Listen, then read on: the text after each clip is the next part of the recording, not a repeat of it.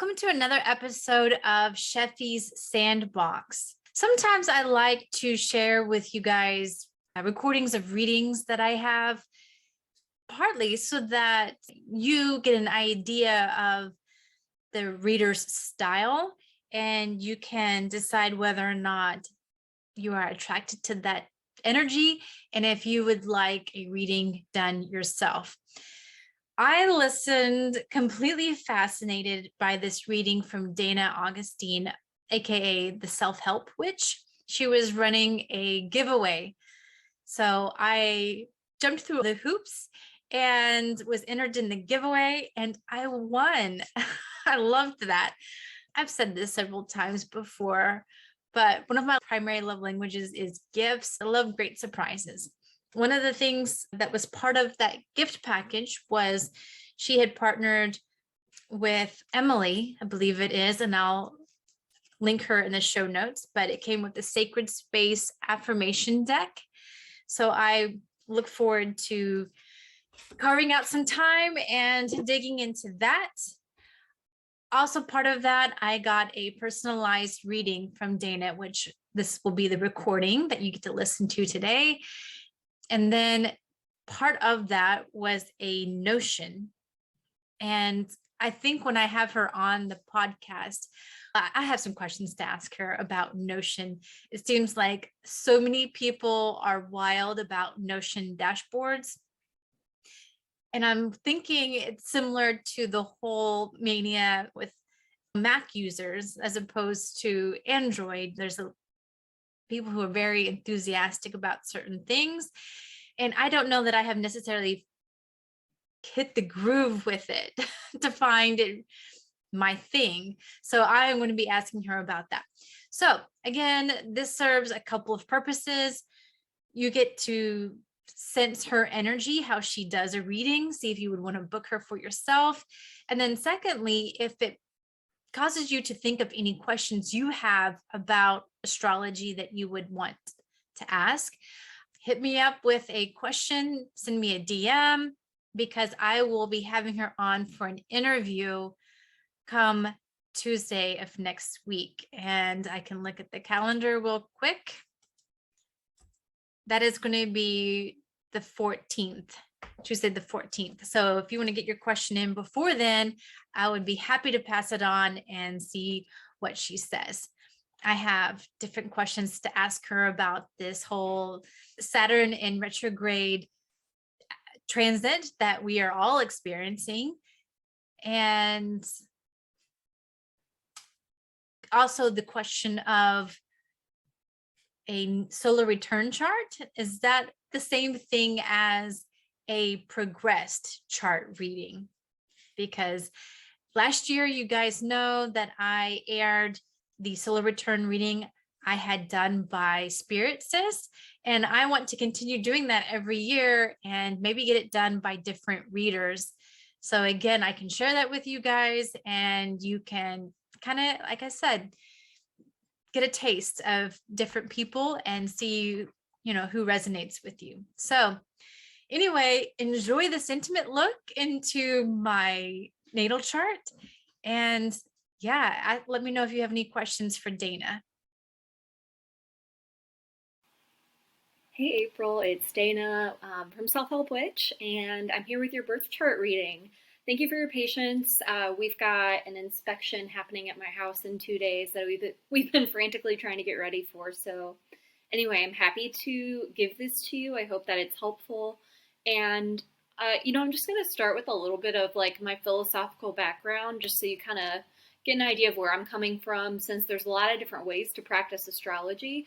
And if you have any questions at all, I am going to have a follow-up call link in your notes that I send to you. So feel free to use that whenever you want. You can also just DM me or email me. I'm pretty available. So I'm happy to answer questions.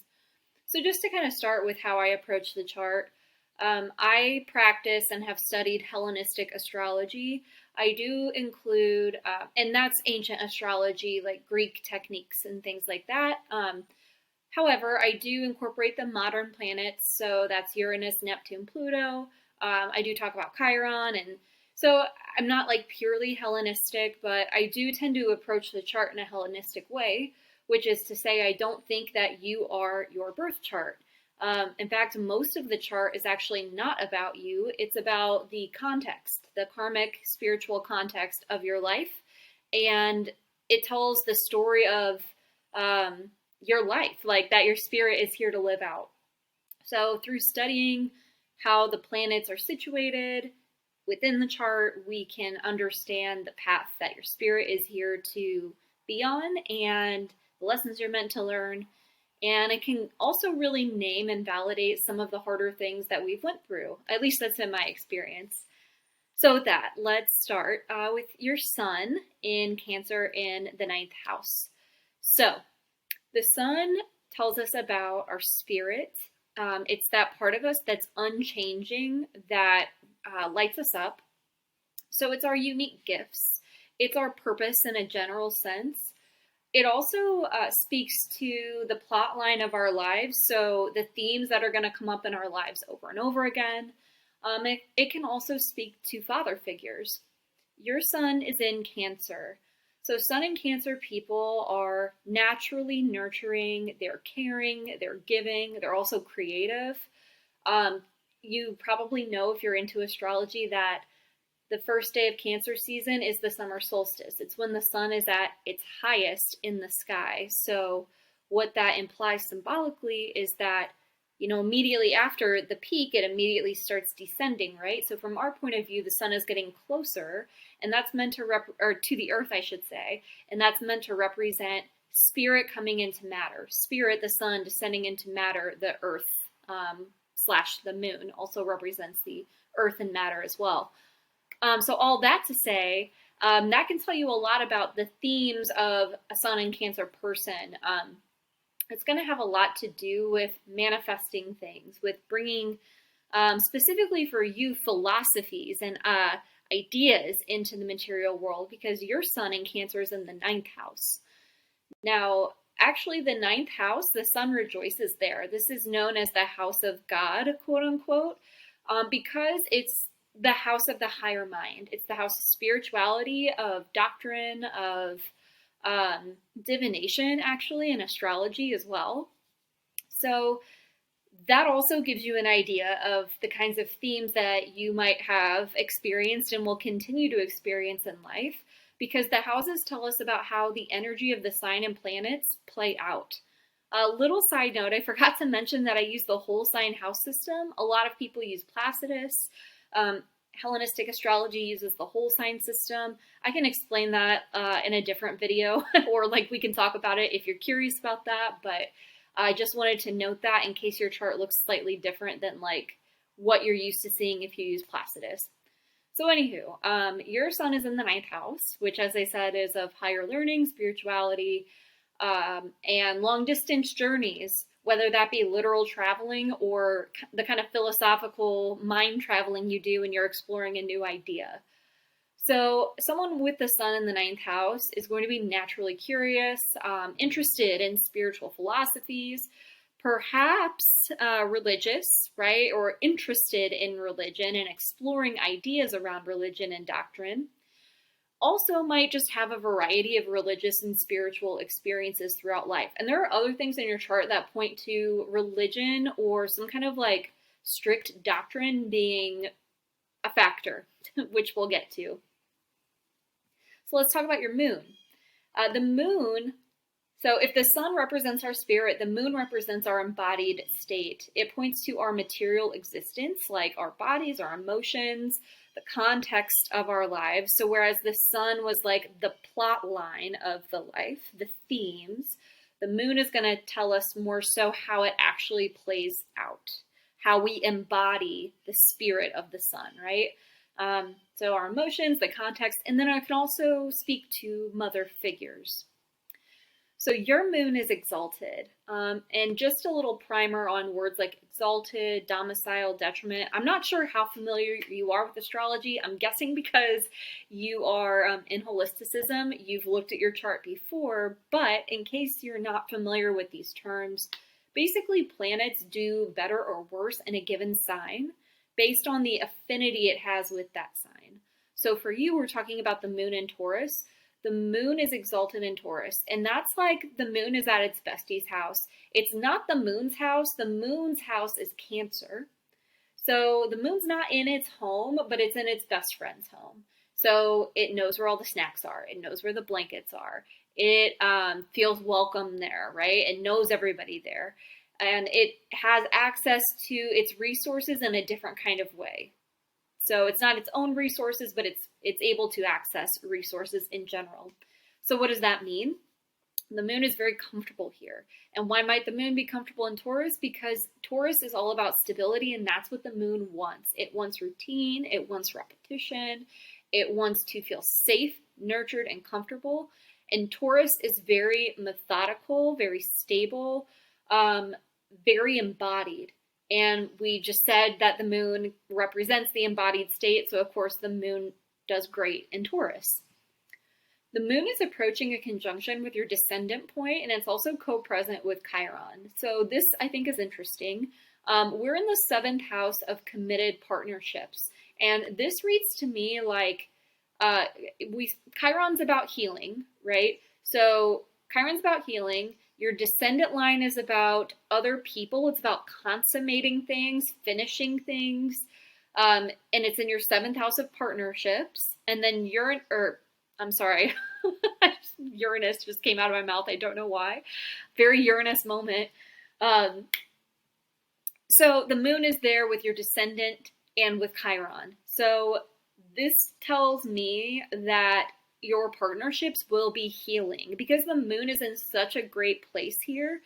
There's some kind of, and Chiron's here as well, there's some kind of healing happening through partnerships. This may even be related to physical healing. Like the first thing that came to mind was like being in some kind of physical rehab and meeting someone really important, like a best friend or a partner. Like that's so random. But that's one way this could manifest, right? So a lot of healing in general is going to come from your partnerships. And it could have to do with your physical body. It could have to do with your emotions. I also think that this reads to me like some kind of healing from childhood through your partnerships. And part of that has to do with Jupiter and Saturn, although neither of them are really related to the 7th house in any way. I think I'm just going to kind of put a pin on that for now because we're going to get into that a little bit more when we talk about Jupiter and Saturn. So now let's talk about your first house in your chart ruler. Your first house is the house that's most about you in the chart. It speaks to how you show up in the world. Oftentimes you'll hear like people online talk about the first house as the persona or the ego. That's not really what it is. I mentioned the descendant line a moment ago. So the ascendant and the descendant create the horizon line in your chart. Everything on the top half of that line is the daytime part of the chart, and everything below is the nighttime part of the chart. So both the ascendant and the descendant represent a meeting of day and night. It's an intersection of spirit and the material realm, okay? So it's an important point. And the ascendant is really about you. It is actually what determines the horoscope, which is your birth chart as a whole, because the ascendant is defined by the moment you were born. So whenever I ask someone for their birth data to calculate a chart, what that calculation does is figures out the ascendant, and that's what sets the whole chart. So that's why it's so important to have your birth time, and why the ascendant is so important, because it really is like the marker of you. It's the first moment that your spirit was made manifest, hence the intersection of the spiritual and the manifest world on the ascendant and the descendant. So the ascendant is about you. The descendant is about other people. It's what you do with other people. But right now we're talking about the ascendant. So your ascendant is in Scorpio, and it's co-present with Uranus. So this is speaking to deep transformations that probably are more of an inner experience because Uranus is retrograde, and maybe being known in the world for someone who is deep and someone who isn't afraid to change. You might have a more like eccentric, some would say, or non-traditional appearance, or the way that you carry yourself in the world, the way that you manifest what's going on inside you and how you feel is manifest in your appearance and the way you show up in the world. So that's a little bit about the first house.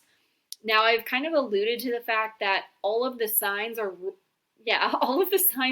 by planets, and I've used the term chart ruler. So when I say chart ruler, what I mean is the planet that rules the first house.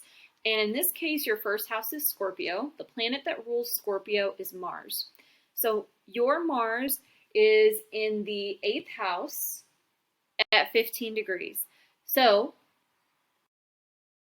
let's talk first about the fact that Mars is in Gemini. Actually, let's talk about Mars. Mars is aggressive, it's assertive, it's bold, it can have a penchant for fighting, it can be a little fiery. It can also kind of be good at cutting people, cutting things. So discernment actually can be a positive, but it can sometimes be based on like reactions, right? Like that would be the negative way that could manifest. But Mars is also very courageous, very passionate. So it's not just all negative at all. There's good and bad, quote unquote, to all of the planets. So Mars and Gemini, when I think of Gemini, I think of curious, talkative, social, inquisitive, sarcastic, witty, all of these kinds of things. And so Mars in Gemini is like ravenously curious. It is possibly socially assertive under the right context, because I don't think everybody's like socially assertive all the time, or anybody is. But I do think that placement might be like, when I know what I want, I go for it when it comes to relating with other people. Bold in their thinking, because Gemini is an air sign and it is a lot about ideas. Like Gemini is a never-ending idea machine. So there could be something about like wanting to pursue every idea, having a lot of ideas and really going for them. My Mars is also in Gemini, and I'm super curious. I am very stubborn sometimes about what I think. It's hard for me to change my mind. There's some other stuff in my chart that speaks to that, but I could totally see that being true for you too, based on the way your chart is set up. This is also a placement that can be sharp-tongued because Mars cuts, and we're talking about Gemini, which is about communication and words. So there's a potential for cruelty even in the way that we speak. So that's something to just watch out for. Your Mars is in the 8th house. So this is the place of commitments and contracts. It is the place of other people's resources and esteem. It's also a place that can point to anxiety and death, which can be more about transformation and metaphorical death than literal death, but it can be about literal death. So this to me, if I have to synthesize it all, which is like that's what a chart reading is. I don't know why I said that out loud, but anyway, this can be pointing to a struggle with feeling heard. Like I sense a strong desire to interact with other people, and maybe a lot of anxiety around interacting with other people as well. So there's this kind of push-pull of like, I really want to put myself out there. I want to be heard and be bold and be courageous and share my passions. And in the same breath, I'm kind of afraid of it. There's a lot of anxiety around it. What will they think of me? There's a lot of that happening. And that's reinforced by the fact that you've got Mercury retrograde. So Mercury retrograde is not inherently bad. I know we talk about Mercury retrograde like it's the end of the world, but to me, there's a lot of gifts with that placement, because you probably think things through inwardly before, like, you really think about something before you do it, right? So you've got to have the whole inner experience before you're ready to do something in the material world. So you're a little more, that's actually probably helping your Mars, because your Mars really wants to go for it, and that might cause some hardship sometimes. But because Mercury retrograde is here, and Mercury's in its home sign in Gemini, so it's in a good, place to access its resources. You probably are good at like thinking through things.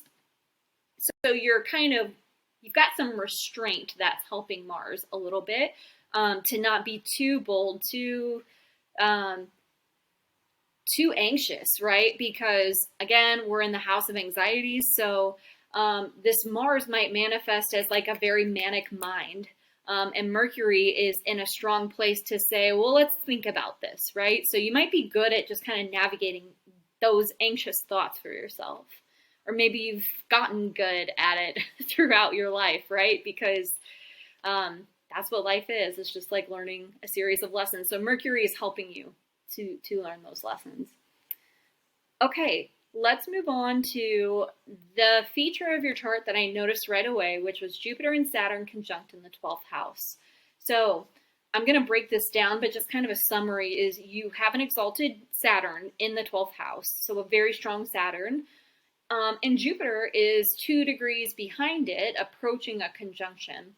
And I think that reflecting on this particular signature will help you understand how your childhood, the home you were raised in, the environment you were raised in, your communication style, your creativity, and your money are all connected.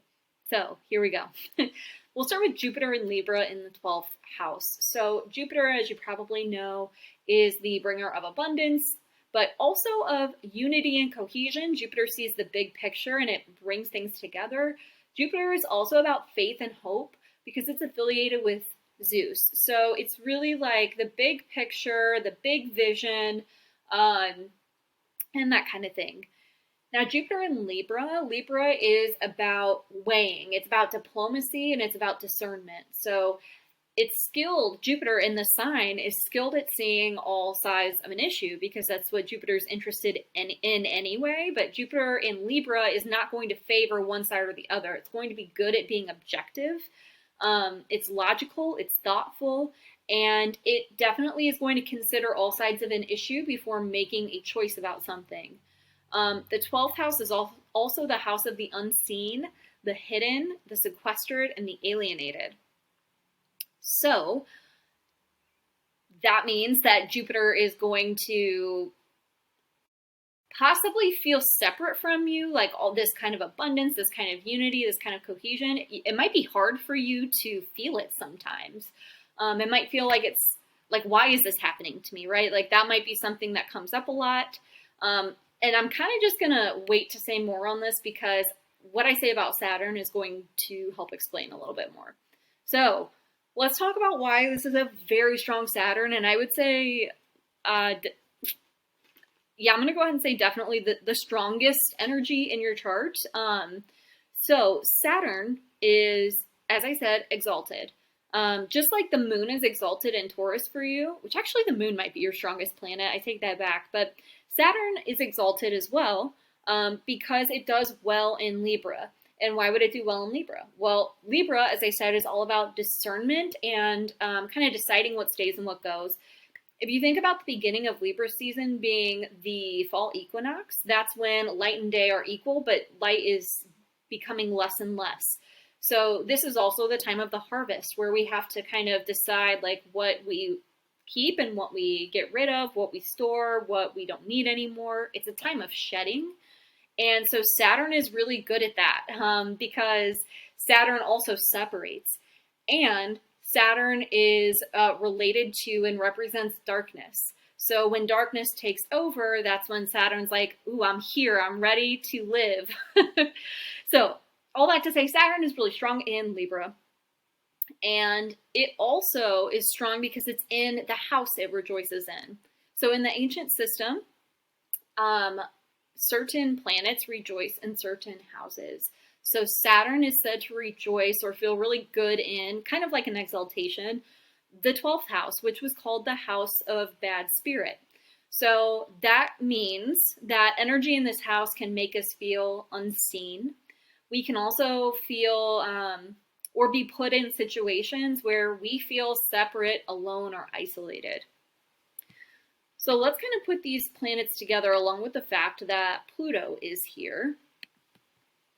So as I keep saying, Saturn is the stronger planet of these three.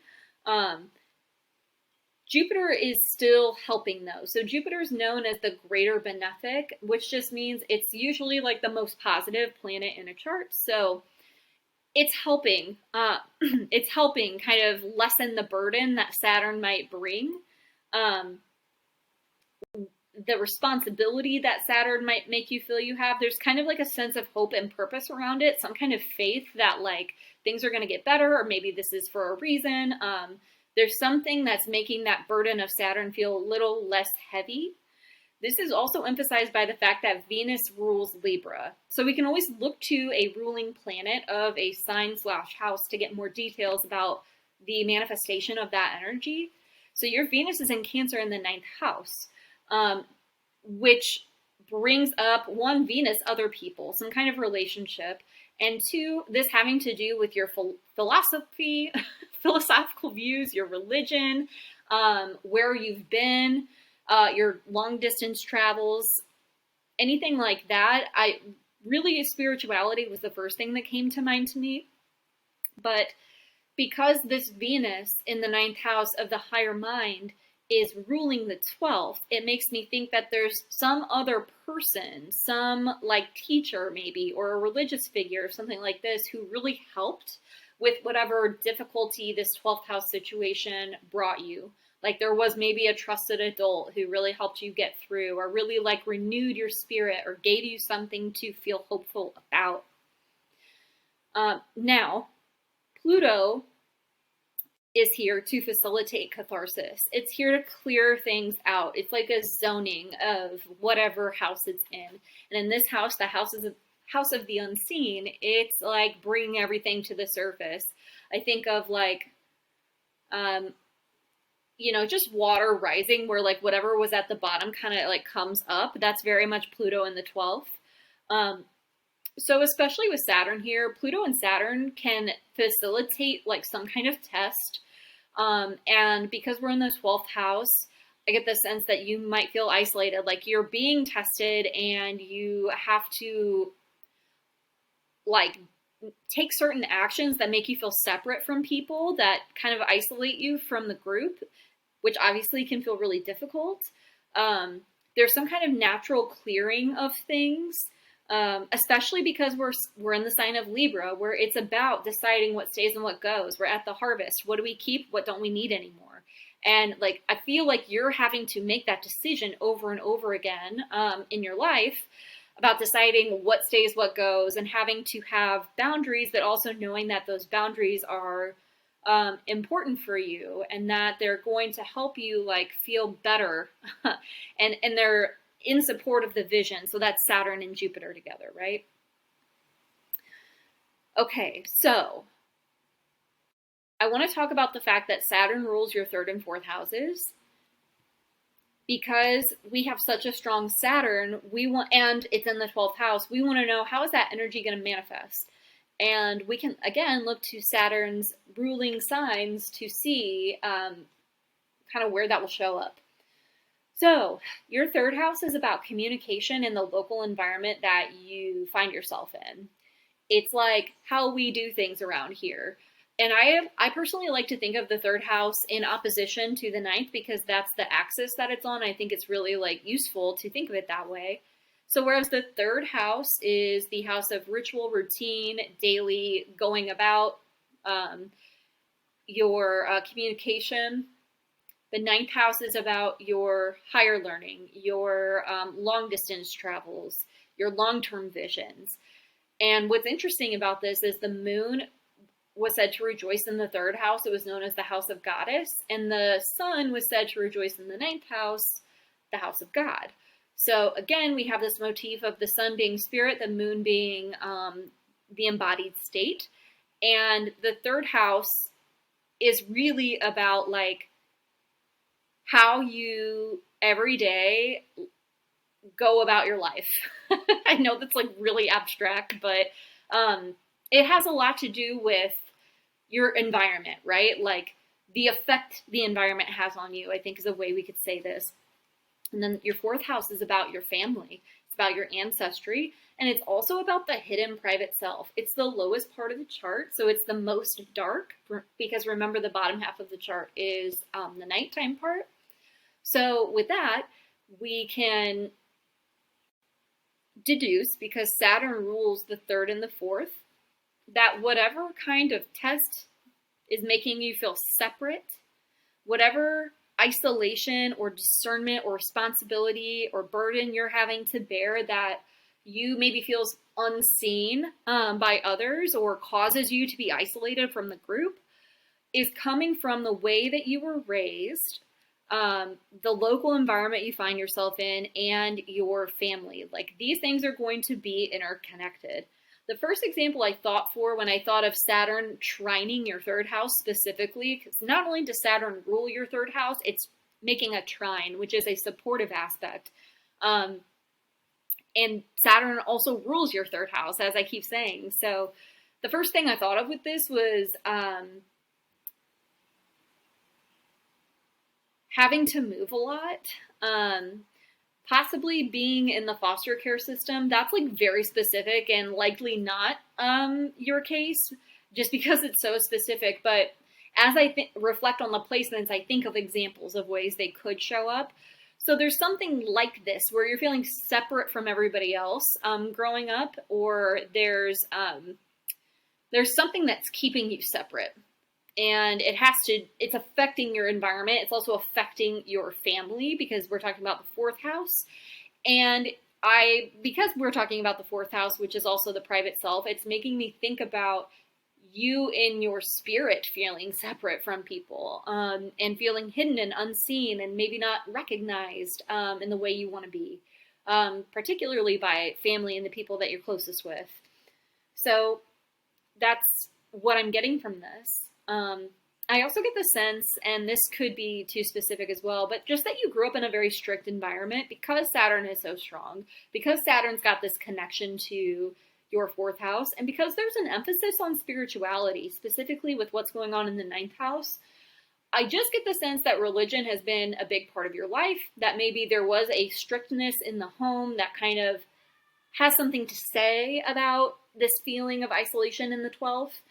And I just imagine that you faced some pivotal moments that kind of separated you from the group, and that possibly this had to do with your family and your spiritual journeys in life. So, with Jupiter, though, Jupiter is ruling your second and fifth houses. Your second house is about your resources and talents. So because Jupiter's in the 12th house of the unseen, you may make a living actually supporting the disenfranchised. So you yourself may not be the one that's feeling isolated, hidden, sequestered, although I would guess with what else is going on there, you probably have experienced that, though you might actually be the one supporting them. And Jupiter there kind of speaks to that as well. Like you may be the Jupiterian presence in the life of people who feel separated or alienated, etc. You might just be like someone who's there to help and offer support and reassurance. Or again, you may feel that others don't recognize you for the talents you know you have because we're talking about the connection to your resources, your second house. Neptune is also retrograde in your second, which tells me that there may be some confusion about what your talents actually are. Like you may not always know where you're going. There might be a lot of inner work to like parse out what the talents and resources are. But no matter what, the vision is rooted in values. One, because Neptune is very spiritual, and two, because we're talking about Sagittarius, which is all about like values. It's very much like Jupiter, right? That's why Jupiter rules it. Now, your fifth house is all about your creativity, your children, and what you do for fun. So what I'm getting from that in particular, because Jupiter is like sort of shadowed by Saturn in a way, you may have a hard time accessing your creativity. Like Pisces in the 5th house is a deeply creative placement in my mind, but it might feel sort of hidden from you, this creativity. Like you may have had to reconnect with it in a way. Like I bet there was a time in your life where you were like, I'm not a creative person, but maybe with Uranus in the 1st house, trining your 5th house, there was some sort of realization at some point, like, oh, actually I am creative and let me do like a total 180 on my life, right? Like that's a possibility. You may also have been like kind of hard on yourself, like, oh, this isn't good enough, and maybe sort of self-sabotaging your creativity. That's another way the 12th house can show up, as a sort of self-sabotage, like I stop myself right before I finish. They're also, like, on the lighter side of things, you may just be really like disciplined in your approach to creativity because there's a Saturnine presence intermingled with Jupiter. There might just be like this kind of groundedness to your creative process, which is honestly a great thing, right? So because we're talking about the 2nd and the 5th house in tandem, your natural resources and your 2nd house and your creativity, the 5th, are linked. There is something important about expressing what's unseen in the 12th through your creativity. And I think in doing that, you will inevitably support your resources. So that's what I've got for you, April. I hope that it was useful. I'm definitely open for questions. Feel free to DM, email, book the time in the link that you'll find in your notes.